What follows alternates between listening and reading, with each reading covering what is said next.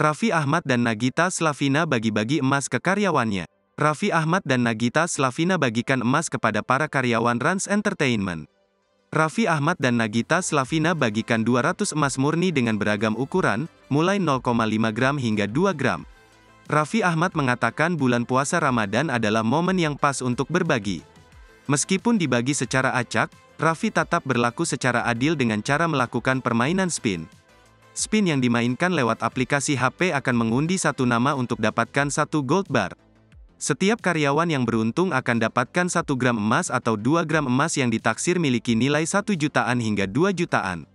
Bukan hanya diundi secara acak, Nagita berikan usulan untuk bermain game mengawali kata dengan huruf abjad yang dipilih ibu dua anak tersebut. Seketika antusias karyawan Raffi sangat tinggi ketika mereka ingin dapatkan 2 gram emas yang telah disiapkan Raffi dan Nagita.